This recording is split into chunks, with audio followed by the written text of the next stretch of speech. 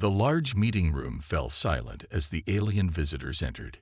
Captain Susan Miller watched them carefully. The Krezaks looked like giant insects with hard outer shells and 4 arms. Their leader, Commander Zextol, clicked his mouthparts together as he sat down. "Welcome to Earth Station Alpha," Susan said with a polite smile. "We hope this meeting starts a friendly relationship between our peoples." The translator device on the table converted her words. The aliens made strange sounds that seemed like laughter. "Your species talks much about peace," Zextol said through the translator. "Do humans have no warriors? No battle skills? The galaxy is a dangerous place." Susan kept her cool despite the rude tone. This first meeting with the Krezaks had been planned for months. They controlled 8 star systems near Earth space. Their ships and weapons were only a bit better than human technology, but their whole society focused on fighting and conquering. "We have soldiers and defense forces," Susan explained. "But we prefer to solve problems by talking first. War is our last choice, not our first." More clicking sounds came from the aliens. "Interesting," Zextol said. "In our experience, species that fear fighting do not last long when they meet others from space." Sergeant Jack Foster, the Marine standing behind Susan, shifted his weight. His face showed he didn't like the aliens' attitude. Susan gave him a small hand signal to stay calm. "We don't fear fighting," Susan corrected. "We simply found better ways to solve problems. Our history taught us the high cost of war." The alien leader waved 2 of his arms in a dismissive gesture. "Pretty words. But what happens when talk fails? When enemies take what is yours?" "Then we defend ourselves," Susan said firmly. "But we follow rules even in war. We have laws about how to treat prisoners, civilians, and enemy soldiers." This seemed to amuse the aliens even more. Their translator struggled to keep up with their rapid clicking. "Rules in war," Zextol finally said. "War has one rule: win by any means. Your way sounds weak." Susan noticed other humans in the room becoming uncomfortable. The meeting was not going as planned. The aliens clearly saw human values as a sign of weakness, not wisdom. "Perhaps we should move to other topics," Susan suggested. "We prepared information about possible trade between our peoples." "Yes, trade," Zextol agreed. "Though we wonder what warriors of your peaceful nature might have that interests us." As the meeting continued, Susan sent a message on her tablet to Earth Command. The Krezaks might look different from humans, but their attitude reminded her of ancient warlords from Earth's past who mistook kindness for weakness. Later, walking back to her office with Sergeant Foster, Susan voiced her concerns. "They see our restraint as weakness," she said. "That's dangerous." Jack nodded. "People who think like that often test boundaries. We should prepare for trouble." "I hope you're wrong," Susan replied. "But I think you're right. Send extra security to our border stations." And Jack, "Yes, Captain. Let's hope they never learn why humans created rules for warfare in the first place." Jack's expression darkened. "For their sake. I hope so too." Neither of them knew then how soon the Krezaks would test humanity's patience or how quickly they would regret it. 2 weeks after the first meeting, Susan's worries became real. A Krezak ship attacked a small human research vessel near the border. The ship, Star Voyager, carried 30 scientists and their families. "They took everyone prisoner," Admiral Frank Lewis said, his face grim on the video screen. "The Krezaks are calling them battle prizes and refuse to release them." Susan felt cold anger rising. "Any casualties?"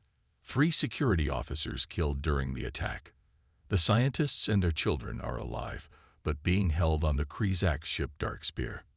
Sergeant Jack Foster stood beside Susan in the command center, his face hard as stone. "This is a test, Captain. They're seeing how we respond to provocation." Susan nodded. "They expect either weakness or all-out war. We'll give them neither." Within hours, the Earth Defense Council formed a crisis team. Susan joined the emergency meeting along with military leaders and diplomats. "The Krizaks have sent demands," said diplomat Roy Pottle. "They want mining rights to 2 of our asteroid belts and weapons technology. They say it's payment for returning our people." General Maria Garcia slammed her hand on the table. "They're hostage-takers, not warriors. This violates every rule of civilized conflict." "Which they don't believe in," Susan reminded them. "Remember what Commander Zextol said about rules in war." Admiral Lewis spoke up. "Our long-range scans show the prisoners are being kept in different parts of the ship. Most troubling, they've separated the children from their parents." A heavy silence fell over the room. In human history, separating families had always been considered especially cruel. "We need to respond," Jack said quietly. "Not just for these hostages, but to set the tone for all future interactions." Susan looked at the tactical display showing the Krizak ship's position. "I have an idea, but it's risky. We need to teach them a lesson without starting a war." 3 days later, Sergeant Jack Foster sat in a stealth shuttle with 12 Marines. They wore the newest combat suits with active camouflage. Their weapons were set to non-lethal mode where possible. "Remember your training," Jack told his team. "We go in quiet, we get our people, we leave. No unnecessary casualties." Marine Lisa Chen checked her medical kit. "What about the Krizaks who resist?" "We use necessary force only," Jack replied firmly. "We're not like them. That's the whole point of this mission." Their shuttle, hidden by advanced cloaking technology, approached the Dark Spear. 2 other teams were doing the same from different angles. Jack's earpiece crackled. "Green team in position. Blue team ready." Jack took a deep breath. "Red team good to go. Operation Boundary begins in 3 minutes." He studied the ship schematics one last time. Intelligence had located all the prisoners. The children were being held in a storage area far from their parents, a cruel tactic designed to cause fear and compliance. "Listen up," Jack said to his team. "The Krizaks think we're soft because we talk about peace. Today we show them that humanity's restraint is a choice, not a weakness. And when someone harms our children..." He didn't need to finish. The faces around him showed complete understanding. "Breach points ready. 30 seconds to entry." As the timer counted down, Jack thought about what the aliens would learn today. That pushing humans past certain boundaries was a dangerous mistake. The hull of the Krizak ship made a soft hissing sound as the specialized cutting tools created 3 perfect circles. Jack counted down on his fingers. 3, 2, 1. The cut sections detached, and the human rescue team slipped inside the alien vessel like ghosts. Jack's squad moved in perfect formation, their breathing controlled and movements silent. Years of training made them almost invisible despite being in enemy territory. "Life signs ahead," whispered Lisa, checking her scanner. 5 Krizak guards. Jack signaled his team to hold position. The aliens had no idea humans had boarded their ship. Their overconfidence was working against them. They believed no species would dare attack a Krizak's warship. "Gas and stun," Jack ordered quietly. 2 Marines rolled specialized canisters that released a fast-acting sedative gas, safe for Krizak's biology, but guaranteed to knock them unconscious. Before the aliens could sound an alarm, they dropped to the floor. "Green team reporting," came a voice in Jack's earpiece. "We've located the children. 22 of them in a cargo hold. 2 guards neutralized. Blue team here. We found the adult prisoners in the lower detention area. Some show signs of rough treatment, but all alive." Jack nodded. "Red team moving to the command center. Secure the prisoners and prepare for extraction." As his team moved deeper into the ship, they encountered more resistance. The Krizaks fought fiercely, charging with their multiple arms-swinging weapons. But the humans had studied their enemy's biology and fighting style. They targeted nerve clusters that temporarily paralyzed but didn't kill. One large Krizak's warrior rushed at Jack, mandibles clicking in fury. Jack sidestepped, applied his stun baton to the exact spot between the alien's neck plates, and watched the creature collapse. They fight like they have nothing to lose, Lisa observed, securing another unconscious alien. Because that's how they think war works, Jack replied. All or nothing. When they reached the command center, they found it heavily defended. 10 Krizak soldiers surrounded what appeared to be their captain, a larger alien with decorated armor plates. Humans. The captain clicked in rage when he saw them. How dare you invade our vessel? Jack stepped forward. You took our people. We're taking them back. They are prizes of war. The Krizak's captain raised his weapon. Jack moved faster than the alien expected. His stun baton connected before the captain could fire, and the large insectoid crashed to the floor. Secure the bridge, Jack ordered, and download their ship data. I want evidence of everything they've done to our people. Within 20 minutes, all 3 teams had completed their objectives. The human prisoners were being moved to the extraction points, while the Krizak's crew was secured but unharmed except for some bruises and temporary paralysis. A small girl, no more than 6 years old, clung to Lisa as they moved through the corridors. Are we going home? She asked, her voice shaking. Yes, Lisa promised. You're safe now. Jack watched as families reunited at the extraction point, parents embracing children they had feared they might never see again. The relief and joy on their faces reinforced his belief in the mission. As the last humans boarded the escape shuttles, Jack remained behind briefly with a small team. He approached the bound Krizak's captain, who was now conscious and glaring with alien eyes. I don't understand. The captain clicked. You could have killed us all. Why didn't you? Jack looked at the alien steadily. Because we're not like you. Remember that. As the shuttles departed with all human prisoners safely aboard, Jack knew the real battle was just beginning. The Krizaks would not take this humiliation lightly, but humanity had sent its message clearly. Peace was preferred, but never mistake it for weakness. The rescue mission succeeded perfectly. All human hostages returned safely to Earth space without a single death on either side. But 3 days later, the real battle began, in the meeting rooms of the Galactic Council. This is an outrage, shouted the Krizak's ambassador, Drulkan. His 4 arms waved wildly as he addressed the representatives from 7 space-traveling species. Humans invaded our ship. They attacked our warriors. They must be punished. Susan Miller stood calmly at the human podium. After the rescue, Earth had immediately called for this emergency meeting. The neutral Galactic Council chamber, located on an asteroid station, buzzed with tension. The Krizaks attacked an unarmed research vessel, Susan replied. They killed 3 of our people and took the rest prisoner, including children. They demanded ransom for their return. The Valerian mediator, a tall blue-skinned being, raised his hand for quiet.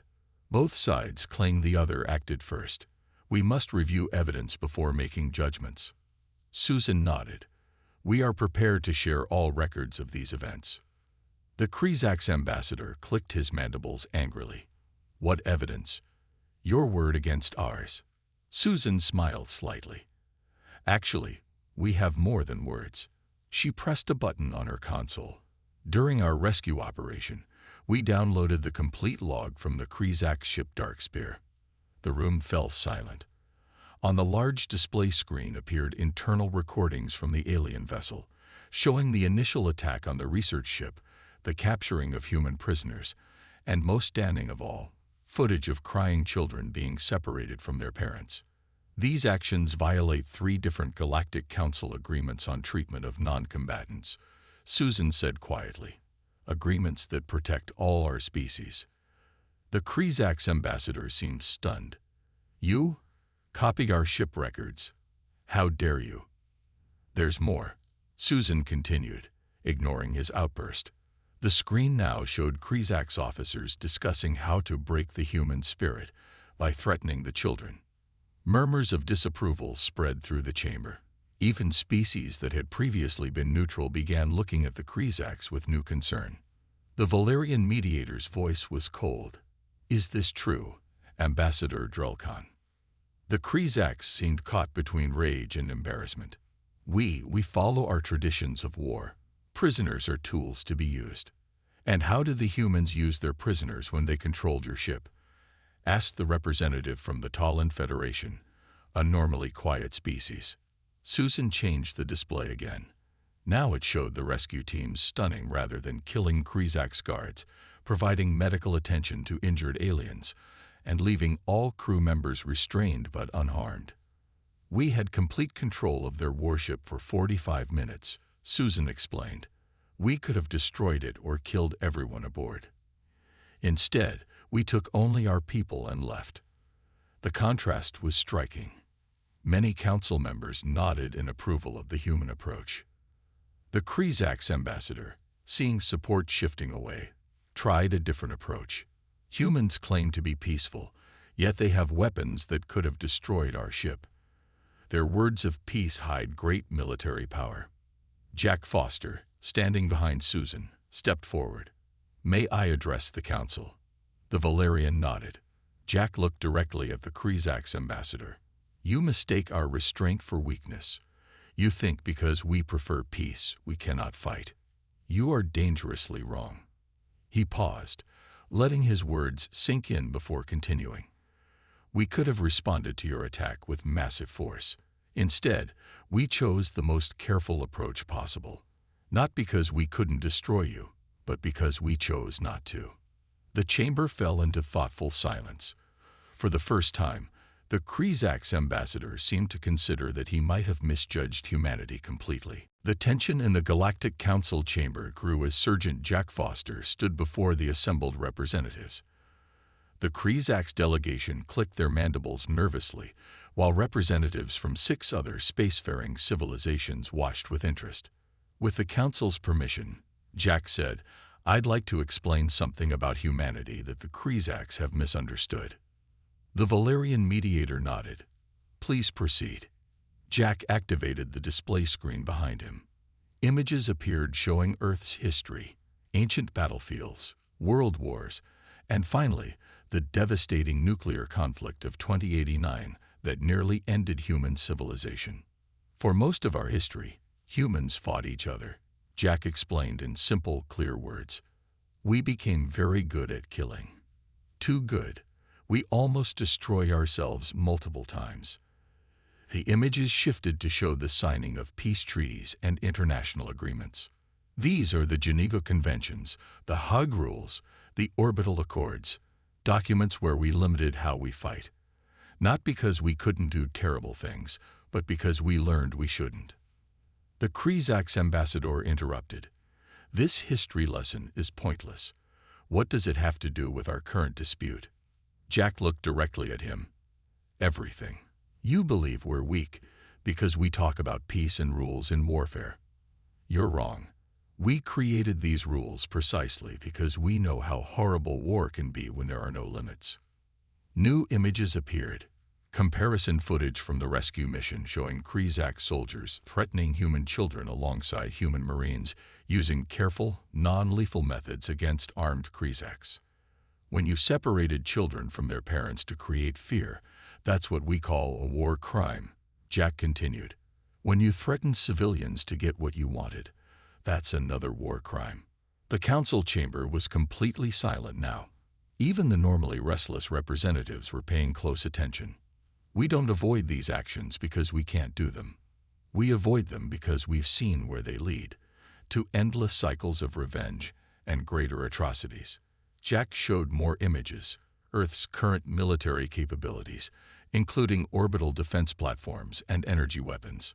Humanity could have responded to your attack by destroying your ship, or bombing your nearest colony, or launching a full military campaign against your people. We have the capability. The Krizak's ambassador's posture changed subtly, showing what might have been concern. Instead, we sent in a small team that protected your warriors' lives even while they were trying to kill us, Jack continued. That wasn't weakness. That was strength.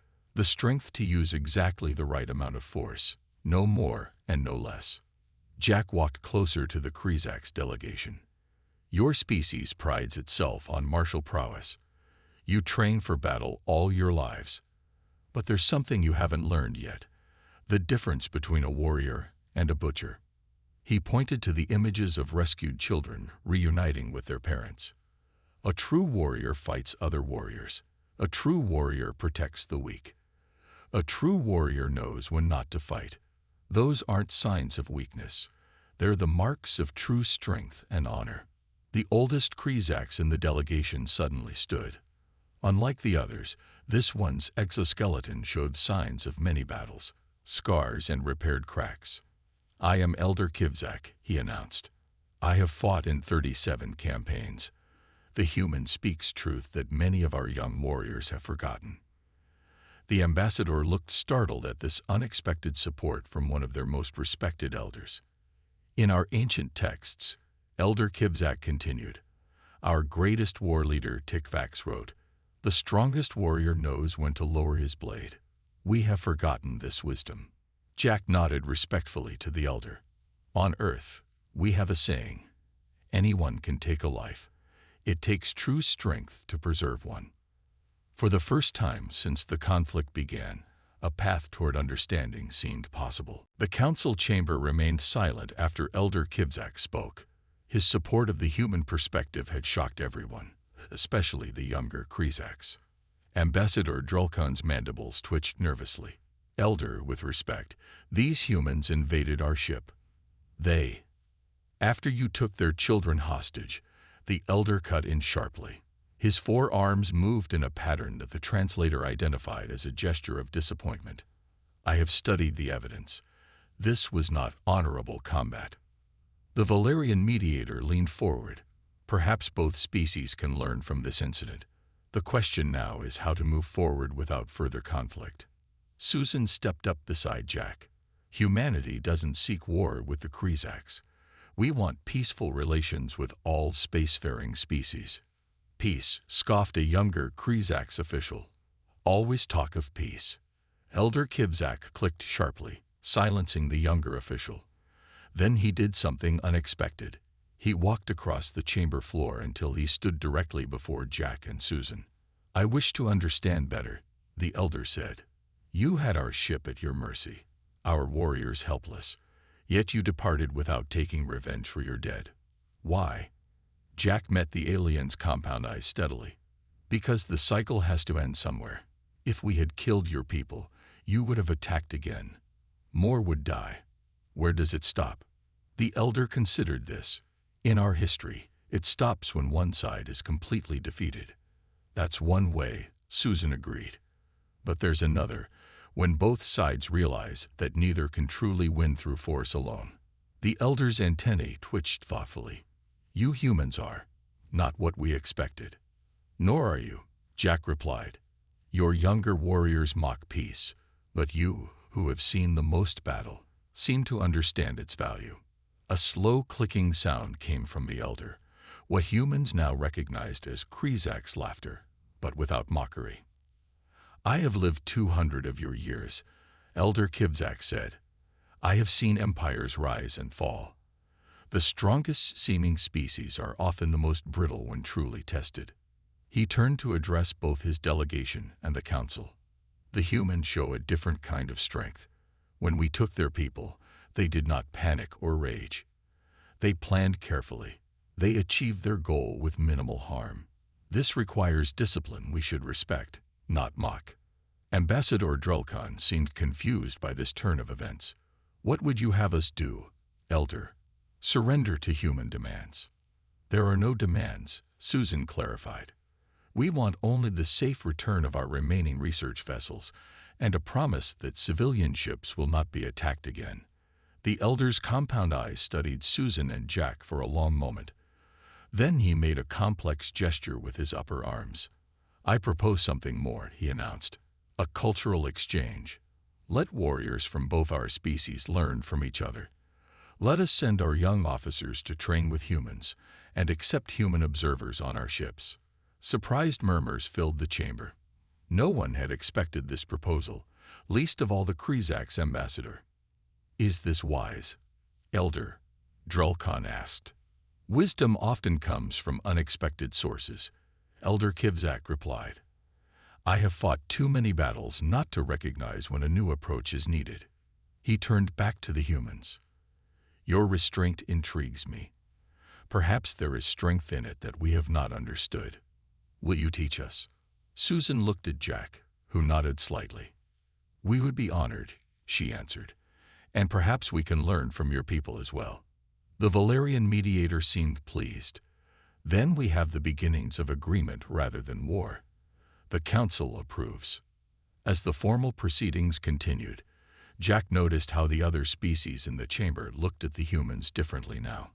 Not with fear or dismissal, but with growing respect. The path ahead would not be easy, but a door had opened, not through force of arms, but through force of example. 6 months after the crisis, a new space station orbited the neutral planet Proxima Centauri V, named Unity Point. It housed both human and Krizax personnel, the first joint project between the species. Susan Miller walked through the station's main corridor, nodding to passing crew members of both species. The station hummed with activity as engineers from both worlds worked side by side. Captain Miller, called a familiar clicking voice. Susan turned to see Elder Kivzak approaching, accompanied by Jack Foster. The old Krizax warrior now wore the special insignia marking him as the first Krizax ambassador for cultural understanding. Elder, Sergeant, how was the training exercise? Susan asked. Enlightening, Jack replied with a smile. The Krizax have some impressive combat techniques. Elder Kivzak's mandibles moved in what humans now recognized as a gesture of satisfaction. And your Marines showed remarkable discipline. My young warriors are learning much. They walked together to the observation deck. Through the large windows, they could see a human ship and a Krizax vessel performing joint maneuvers in space.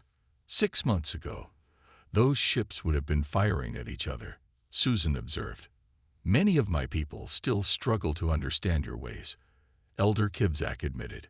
For generations, we taught that strength means conquest, that the strong take what they want. Jack nodded. Old beliefs die hard. Some humans also question this alliance. A group of children ran past them, human and Krizax youngsters playing together. Despite their different biology, they had created games they could all enjoy. But the young adapt quickly, Susan said, watching them. Elder Kivzak clicked thoughtfully. Last week, one of my warriors asked me something interesting. He said, if humans are so peaceful, why are they such effective fighters? What did you tell him? Jack asked. I said the humans fight well precisely because they hate war, the elder replied. They study it deeply to end it quickly when it comes. They bring to battle the same focus they bring to peace. Susan smiled. A wise answer. The treaty signing tomorrow will mark a new chapter, Jack said. The first human Krizax defense pact. Who would have thought it possible? They watched as a training exercise concluded outside. Human and Krizax spacewalkers worked together to construct a new communication array. I have lived long enough to see many surprising things, Elder Kivzak said, but none more surprising than this. He turned to face them directly. When Ambassador Drelkon first met your people, he reported the humans were weak because they spoke of peace. I now believe he confused restraint for weakness, just as many of us did. A common mistake, Susan acknowledged. Throughout our own history, warlike societies often made the same error about peaceful neighbors. Until it was too late, Jack added quietly. Elder Kivzak's antennae twitched with interest. You did not destroy us when you could have. Instead, you showed us another path. My species has conquered 12 systems, but we never truly learned to coexist with others. Perhaps that is the greater challenge. As the three walked back toward the conference room, where the final treaty details awaited review, they passed the station's memorial wall. It displayed images of those lost in the initial conflict, both human researchers and Krizax warriors. We honor all who fell, Susan said, noting the elder's attention to the memorial. Yes, Elder Kivzak agreed. In honoring even enemies, you showed us something important about true strength. Jack stopped before the wall. War is easy, peace is hard. That's why peace requires the greater strength. The elder made a gesture of deep respect. My people once mocked humanity's talk of peace. We will not make that mistake again. As they continued walking, Susan reflected on how close they had come to war, and how a Marine's lesson about the line between warfare and war crimes had changed everything. The Krizaks had learned that humanity's peace wasn't born from weakness, but from wisdom earned at terrible cost, and that some lines, once crossed, led to places no true warrior should ever go.